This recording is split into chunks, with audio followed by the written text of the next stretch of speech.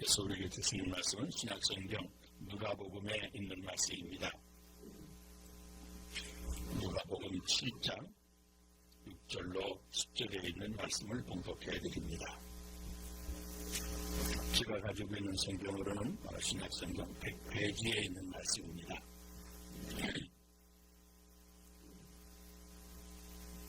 누가복음 7장 6절로 10절에 있는 말씀입니다. 예수께서 함께 갔을 때 이에 그 집이 멀지 아니하여 백부장이 보트를 보내어 이르되 주여 수고하시지 마옵소서 내 집에 들어오심을 나는 감당하지 못하겠나이다. 그러므로 내가 주께 나가기도 감당하지 못할 줄을 알았나이다. 말씀만 하사 내 하인을 낫게 하소서. 나도 남의 수하에 든 사람이요 내 아래에도 병사가 있으니 이더러 가라 하면 가고 저더러 오라 하면 오고 내 종더러 이것을 하라 하면 하나이다. 예수께서 들으시고 그를 놀랍게 여겨 돌이키사 따르는 무리에게 이르시되 내가 너희에게 이르노니 이스라엘 중에서도 이만한 믿음은 만나보지 못하였노라 하시더라. 보내었던 사람들이 집으로 돌아가 보면 종이 이미 나아 있었더라. 아멘. 공자라고 하시는 분이 사람이 그 꾸미는 얼굴과 그 감정 때문에 속을 알아보기가 어렵다고 그러면서 외모는 진실하면서도 마음이 표활한 사람이 있고 겉은 어지러 보이는데 속은 아주 모른 사람이 있으며 겉은 원만해 보이는데 속은 아주 강직한 사람이 있고 겉은 건실한 듯 하면서도 속은 아주 나태한 사람이 있고 겉은 너그러워 보이는데 속은 아주 조급한 사람이 있다. 의로 나아가기를 목말라 물을 찾듯 하는 사람이 불을 피하듯 그 의를 버리기도 한다라고 말을 했습니다. 그러므로 군자는 사람을 쓸 때 먼 곳에 심부름을 시켜서 그 충성을 알아보고 가까이에 두고 써서 그 공경을 보고 번거로운 일을 시켜서 그 재능을 지켜보고 뜻밖의 질문을 던져서 그 지혜를 보고 급한 약속을 하여 그 신용을 지켜보고 채무를 맡겨서 그 어짐을 보고 위급한 일을 알려 그 절개를 보고 술에 취하게 해서 그 절도를 보고 남녀를 섞여 있게 해서 이성에 대한 자세를 지켜보고 이 9가지를 종합해서 사람을 알아보아야 한다고 그랬습니다. 이 글을 읽으면서 이 공자 같은 분에게도 사람 하나 알아보기가 그렇게 어려웠었구나 하는 생각을 해보았습니다. 그런데 여러분, 우리 예수님은 사람을 보실 때 무엇을 보고 크레딧을 주시는지 아십니까? 바로 믿음입니다. 그 믿음을 보시고 주님께서는 사람을 평가하십니다. 그래서 오늘 백부장을 통해서도 예수님은 계속 그의 믿음을 부각시키고 계십니다. 이만한 믿음을 이스라엘 중에서 본 적이 없다 하시면서 그 믿음 하나로 그를 칭찬하시는 대목이 우리의 관심을 집중시킵니다. 2014년도 오늘 마지막 주일 아침입니다. 지나간 한 해 동안의 생활 속에 과연 칭찬받을 만한 믿음이 있었을까 생각을 하면서 백부장이 받았던 그 칭찬을 우리도 받는다면 얼마나 좋겠나 생각을 해보았습니다. 오늘 본문 7절에 보면 당시 로마의 장로였던 백부장이 이렇게 말합니다. 그러므로 내가 주께 나아가기도 감당치 못할 줄을 아나이다. 말씀만 하사 내 하인을 낫게 하여 주옵소서 그랬습니다. 다시 말하면 주님의 말씀만 있으면 된다고 하는 믿음이 주님의 마음을 사로잡은 것입니다. 마치 사랑하는 사람 사이에 당신만 있으면 됩니다 하는 건 필요 없습니다. 당신만 있으면 됩니다 하는 고백에서 그의 진실한 사랑을 느끼는 것처럼 우리 주님은 이 백부장으로부터 주님의 말씀에 대한 무한한 신뢰를 느끼신 것입니다. 주님도 비록 내가 실패했을지라도 비록 지금 이렇게 어두운 골짜기를 다닐지라도 나는 하나님 말씀만 있으면 충분히 살아갑니다 하는 말씀에 대한 신뢰를 확인하시고 주님은 그 사람을 칭찬하시는 것입니다. 그 생각해 보면 말씀만 있으면 되는데 그분이 말씀으로 나를 다스리시고 나는 그분 말씀에 순종하기만 하면 되는데 그런데 우리는 말씀 외에도 너무도 많은 것들을 요구합니다. 가만히 보면 사람들이 결혼 대상자로 찾을 때에도 부자처럼 돈도 있어야 되고 출세한 사람처럼 권력도 따라줘야 되고 이왕이면 다른 사람들이 가진 거 다 있으면 좋겠다고 말을 합니다. 이것도 있어야 되겠고 저것도 갖춰지기를 바라는 겁니다. 그리고 원하는 모든 것 없으면 거들떠보지도 않고 심지어 결혼을 약정까지 했는데도 그렇다고 그만 돌아서기도 합니다. 그러나 주님은 우리에게 하나만 있으면 된다고 하십니다.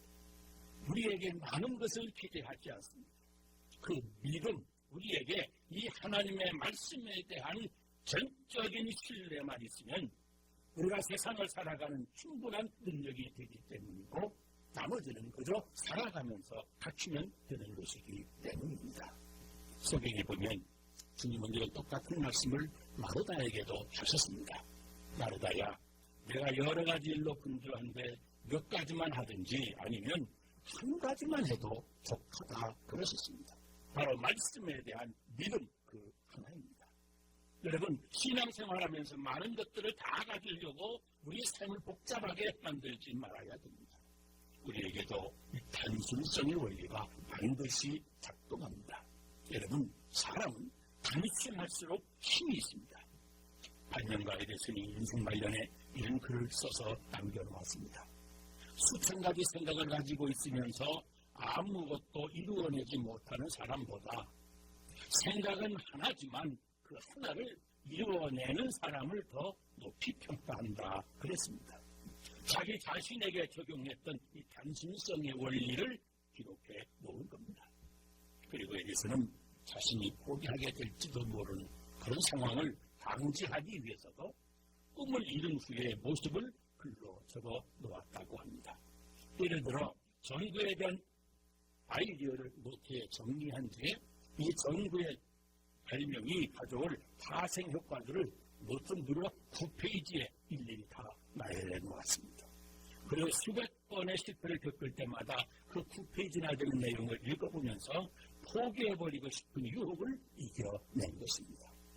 전구 발명의 꿈을 여기서 포기하면 전 세계 시장에 전기와 전기기구, 전지장치를 판매할 엄청난 기회를 잃어버린다는 것을 다시 되새기면서 전구 발명 오직 그 한 가지만 생각했던 것입니다.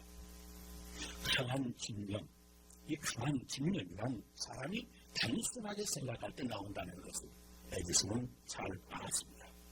그래서 자기의 발명에 대한 집념을 포기하지 아니하려고 오직 전구 발명 오직 그 한 가지만을 생각하도록 자기를 몰아세웠던 겁니다.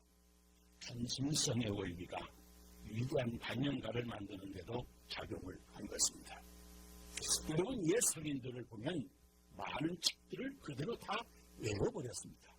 그 성인들이 사서, 삼경이나 논어 같은 그 책들을 어떻게 다 외울 수가 있었겠습니까? 바로 그들은 이것저것 복잡하게 생각하지 않고 단순하게 생각하고 인생을 아주 단순하게 살았기 때문입니다. 단순하게 무엇이든지 할 수 있습니다. 여러분 성공한 사람들을 한번 만나보세요. 뜻밖의 단순한 사람들인 것을 알고 놀라게 됩니다. 그런데 우리는 정작 너무도 복잡하게 생각하고 너무도 복잡하게 인생을 살아갑니다. 물론 신문도 많고 잡지도 책도 많고 복잡한 정보가 홍수같이 밀려오는 시대에 우리들이 살아갑니다. 그래서 우리는 생각의 단순성을 잃어버리고 그저 정신없이 열심히만 살면 되는 줄로 알고 살아갑니다. 그런데 주님은 백부장에게 대단히 단순한 신앙이 있음을 확인하시고 그 단순한 신앙의 단순성 그것을 바로 칭찬하신 겁니다. 여러분 신앙은 주님을 사랑하는 마음으로 그저 단순해지는 겁니다. 주님을 사랑하는 마음으로 단순해지는 겁니다.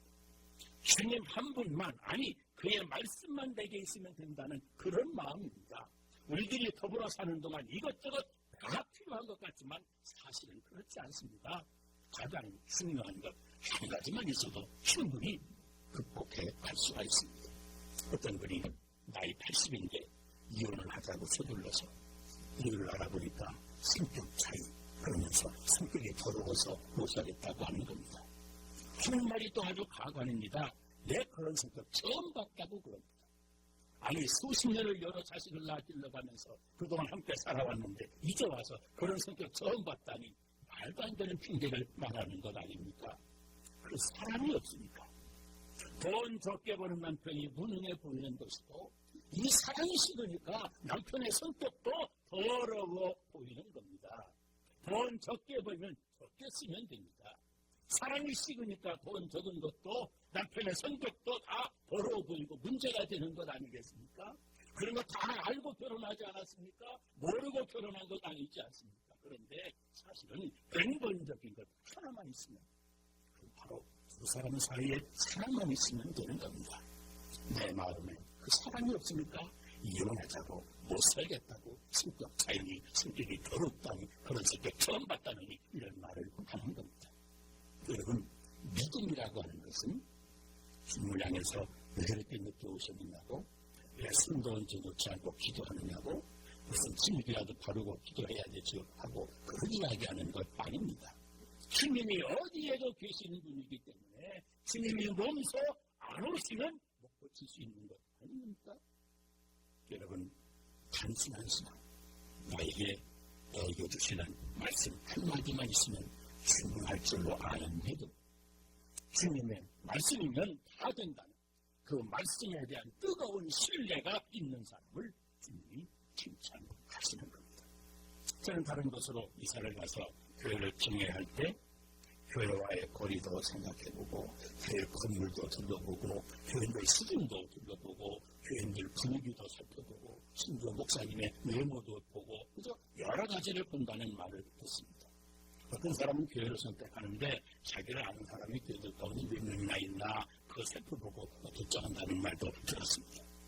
그러면서 어떤 교회를 선택해야 되느냐고 저에게 묻습니다. 그때 저는 그럽니다. 무엇보다도 말씀이 좋은 교회를 택하라.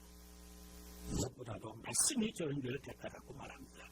왜냐하면 말씀이 좋은 교회를 선택하는 것이 말씀을 신뢰하는 성도, 말씀 중심의 성도가 살아가는 기회이기 때문에 그렇습니다. 베드로가 그랬습니다. 말씀이 여기 있사오니 내가 어디를 가겠나이까 그랬습니다. 중세기 종교개혁자들의 종교개혁의 모토가 바로 오직 말씀이었습니다. 말씀만 하시면 내 아인이 순종하겠나이다 한 백부장처럼 복잡하게 이것저것 많이 생각하는 유혹을 다 뿌리치고 우리도 단순하게 말씀 중심 신앙으로 하나님의 말씀만 신뢰하고 말씀만 의지하고 말씀을 따라 살아야 되는 겁니다. 2014년 한 해 마지막 주일입니다. 여러분 지난 한 해 동안 살아오시면서 어떤 믿음으로 신앙생활을 하셨습니까? 칭찬받는 백부장과 같이 오직 하나님의 말씀, 이 말씀대로만 살면 된다고 주의 말씀만 무한한 신뢰를 하고 내 생활 속에 그 내가 순종한 말씀이 있는지 얼마나 있는지를 확인하면서 그 말씀 순종하면서 살아왔는가를 반성해 보아야 됩니다. 백부장의 믿음을 칭찬하신 주님이 오늘 우리에게 바로 그런 믿음을 누리시는 겁니다. 한번 따라서 하십시다. 주님, 말씀만 하옵소서. 제가 순종하겠나이다. 말씀만 하옵소서. 제가 순종하겠나이다. 오늘 이 아침에 우리 성령님께서 여러분의 생활 현장에도 단순하게 순종한 말씀이 쌓여가도록 여러분 말씀에 대한 무한한 신뢰를 갖게 하시기를 우리 구주 예수님 이름으로 축원합니다. 또 한 가지 백부장에게서 보신 믿음은 이유를 묻지 않고 순종하는 믿음이었습니다. 이 8절에 보면 저도 남을 수하에 둔 사람이요 제 아래에도 군병이 있으니 이더러 가라 하면 가고 저더러 오라 하면 오고 이 정도로 이것을 하라 하면 하나이다 그랬습니다. 이유를 묻지 아니하는 순종의 믿음. 대단한 믿음입니다. 왜 오라는 거죠? 왜 가라고 하시는 겁니까? 과거에 내가 그렇게 해봤는데 그거 안 될 것 같은데요. 왜 엉뚱한 일을 자꾸 벌이시는 겁니까? 묻지 않습니다. 그래서 한국에는 묻지마 보험이 아주 인기가 있다고 봅니다. 물을 필요가 없다는 겁니다. 왜? 우리는 순종하기도 전에 모든 답을 다 들어 알려고 하는지 모르겠습니다. 단순한 믿음은 그게 아니고 내 마음에 안 들어도 그냥 말씀하시니 순종하는 겁니다. 나는 여기 그대로 머물러 있고 싶어도 떠나라고 하면 그냥 떠나는 겁니다. 그것이 아브라함이 갈대아우를 떠났던 순종, 주님의 원하시는 순종, 복종인 것입니다. 여기 칭찬받는 백부장의 믿음도 바로 절대 순종의 열매입니다. 순종하면 순종할수록 내 인생이 더 비옥해지고 아름다워집니다. 그런데 여러분, 이런 절대 순종을 하려면 한 가지 중요한 태도를 우리가 갖추어야 됩니다. 6절에 보면 예수님께서 함께 계시하실 때에 이에 그 집이 멀지 아니하여 백부장의 벗들을 보내어 가로되 주여 수고하지 마옵소서 내 집에 들어오심을 나는 감당치 못하겠습니다. 그랬습니다. 7절과 8절에도 그러므로 내가 주께 나아가기도 감당치 못할 줄 알았나이다. 그랬습니다. 여러분 어떤 태도가 여러분의 눈에 확 뜨입니까?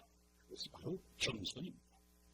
바로 자신의 부족과 귀천한 자신에 대한 새로운 인식입니다. 주님이 나에게 오시는 것을 저는 감당할 수 없는데 내가 감히 주님 앞에 어떻게 설 수가 있겠습니까? 겸손한 태도입니다. 여러분, 나는 형편없이 모자란 사람입니다 하는 자기 인식이 먼저 있어야 됩니다. 그렇지 아니하면 절대 순종을 못합니다. 보세요.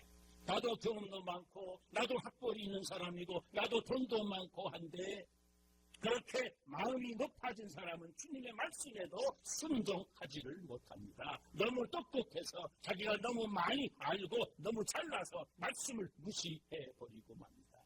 가라 그러면 하나하나 결과가 뻔한데 안 된다 그러면서 끊임없이 거부하는 겁니다. 내가 똑똑해서 내가 말씀을 분석하고 내가 평가하고 내가 비판하고 있는 동안 말씀이 나를 지배하고 말씀이 나를 분석하고 말씀으로 나를 다스리시는 하나님을 내가 거부하고 있는 겁니다. 이것이 모든 죄의 뿌리가 되는 혐한 아니겠습니까? 오늘 성경을 보세요. 백부장은 주님이 저에게 오는 것도 저는 감당하지 못하고 그렇다고 주님께 내가 가는 것조차도 저는 그럴 만한 자격도 없다고 자기 자신을 바라보고 있습니다. 그런 백부장, 그런 사람을 주님은 칭찬받을 믿음이라고 말씀하신 겁니다. 여러분, 겸손하다라고 하는 말을 영어로 humility라고 하지 않습니까? 라틴어로 humus라고 하는데 이 말은 채비 같은 것으로 비옥해진다라고 하는 뜻이 있습니다. 그러니까 겸손이라고 하는 말은 비옥해진다라고 하는 뜻입니다. 나를 낮추면 내 인생이 기름지 아주 비옥해지는 겁니다.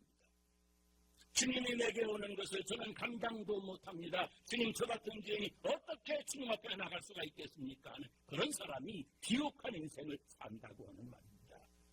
그런가 어떤 사람은 내가 금식도 일주일에 3번이나 하고요. 11조도 한 번도 빠뜨리지 않고요. 헌금도 대단히 많이 하고요. 주일 성수도 잘하고요. 그러니 하나님 내 기도는 반드시 들어주셔야 됩니다. 그런 사람이 있습니다. 그런데 그런 사람은 주님이 반가워하지 않습니다.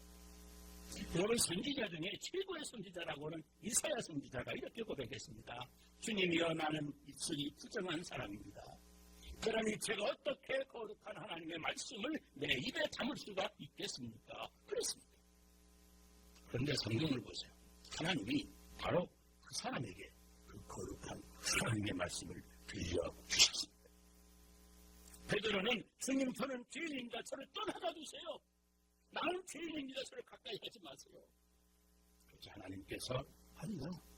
바로 그런 너를 내가 불렀지 않니. 너는 고기 잡는 인생보다 더 고귀한 인생 사람을 낚는 어부가 되게 아니라 세워주셨습니다. 자기를 낮추면 그 인생이 참으로 비옥해지는 축복을 받습니다. 그리고 주님은 바로 그런 믿음 가진 사람을 찾는 겁니다. 주님 저는 주님 앞에 설 수도 없는 사람입니다. 나 같은 사람은 이런 거룩한 자리에 설 만한 사람이 못 됩니다. 그렇게 낮아지고 낮아질 때 축복이 그에게 속히 임하는 겁니다. 여러분 낮아 달라지는 것이 바로 믿음입니다. 신흥복 씨라고 하시는 분이 처음 사랑이 있다고 하는 글에 바다에 관한 이야기를 이렇게 썼습니다. 바다는 모든 시냇물을 받아들입니다. 그래서 이름이 바다입니다. 바다는 모든 시냇물을 받아들입니다. 그래서 이름이 바다입니다. 모두 받는다고 받으라고 그랬습니다. 여러분, 바다, 세상 모든 객체에서 흐르는 물들이 들어가는 곳이 바로 바다입니다. 바다는 모든 세상의 물을 다 바다가 되는 겁니다. 그런데 그 모든 개울물과 강물이 바다로 들어가는 것은 바다가 낮으니까 그러는 겁니다. 바다는 가장 낮은 물입니다. 그러나 세상에서 가장 큰 물입니다. 그러므로 바다가 물을 모으는 비결은 자기 자신을 가장 낮은 곳에 두는 데 있습니다. 여러분, 자신을 가장 낮은 데 두면 모든 것이 다 나에게 들어온다는 이 원칙 너무도 정확합니다. 내가 낮아지면 하나님의 모든 좋은 은혜와 축복이 내 인생에 흘러 들어옵니다. 그래서 참으로 귀룩한 인생이 되는 겁니다. 백부장이 바로 그런 축복을 받았습니다. 그리고 주님은 그런 믿음을 이스라엘 역사에서도 본 적이 없다고 칭찬하셨습니다. 여러분, 우리도 이 바다를 배워야 합니다. 그렇게 낮아지면 복이 들어와서 자꾸 쌓입니다. 그래서 태산 같은 축복을, 이 불가항력적인 축복을 우리도 받게 되는 겁니다. 여러분, 하나님의 말씀을 들으실 때 어찌 이 거룩한 말씀을 나 같은 죄인이 받을 수가 있겠습니까? 나는 감히 이 말씀을 받을 존재도 되지 못하는 그런 추악한 죄인이라고 하는 생각을 여러분 느껴보셨습니까? 누가복음 15장에 나오는 당자의 비유를 보세요. 저는 당신의 아들로는 이미 자격상실입니다. 나를 종으로 받아주지 않아도 저는 할 말이 없는 사람입니다. 그러나 다만 종으로라도 삼아주시면 저는 감사할 뿐입니다. 그런 뜻 아니겠습니까? 그러니까 아버지가 뭐라고 말했습니까? 무슨 말이냐? 너는 내 아들이다. 그렇습니다. 주님이 우리 신앙생활을 점검하실 때에도 반드시 그런 겸손이 보이면 틀림없이 우리를 다시 축복해 주실 것입니다. 겸손한 만큼 축복을 다시 믿으시기를 주의 이름으로 축원합니다.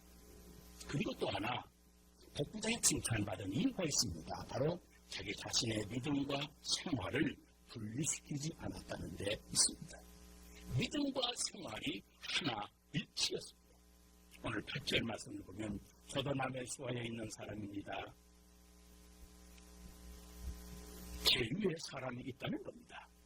저도 제 밑에 사람이 있는데 그 사람에게 오라 하면 오고 가라 하면 갑니다. 마찬가지로 주님이 나의 주인이시니 주님이 오라 하면 오고 저는 오지 말라 하면 머물러 있을 것입니다. 그런 뜻입니다.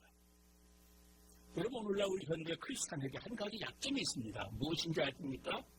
신앙과 생활이 분리되어 있다는 겁니다. 믿음은 믿음이고 생활은 생활입니다. 생활 속에서 신앙을 자꾸 분리해냅니다.